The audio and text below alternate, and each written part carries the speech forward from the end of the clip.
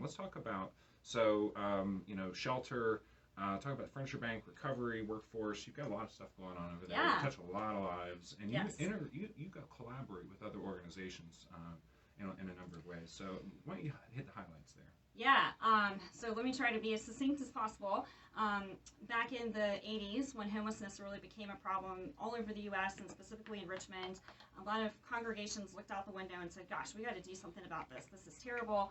And Caritas came to be the organizing body that coordinated weeks at a time of shelter in those various congregations. So that's how we started. And for about the first 30 years, our emergency shelter traveled around to these various churches every week.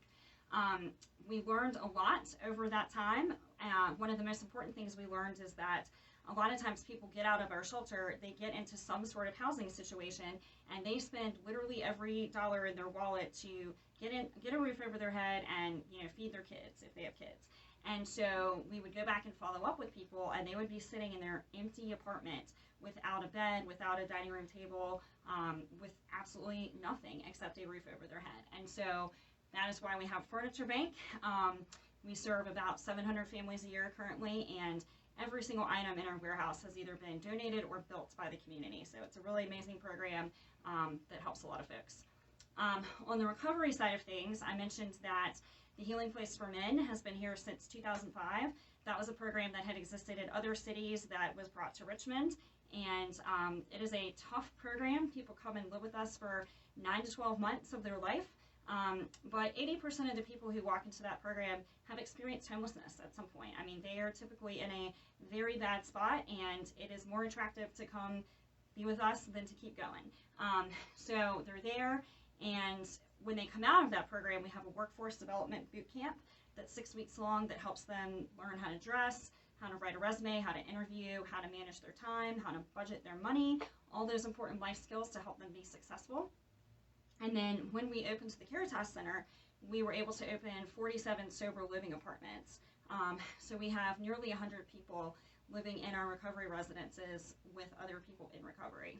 That's awesome. So you said something about resume writing assistance. I saw that you used to help people with their resumes in the past as well. So I saw your accolades for great writing, and is that something that you still get to play around with? Maybe not for resumes. No, I would say Impact 100 takes all my non-Caritas time these days.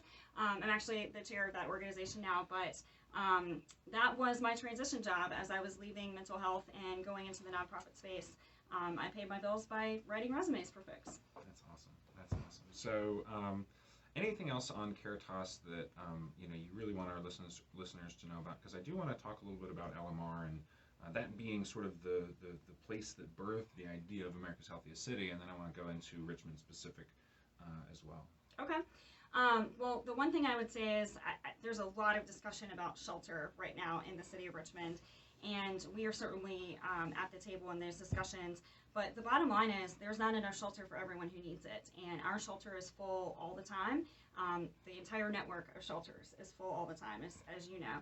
And we have people sitting in our shelter today who have everything they need to go live independently. They've gotten their medical things in order, their mental health things in order. They have a voucher to go live in somewhere, and there is not a place to put them. There is no home for them to go to.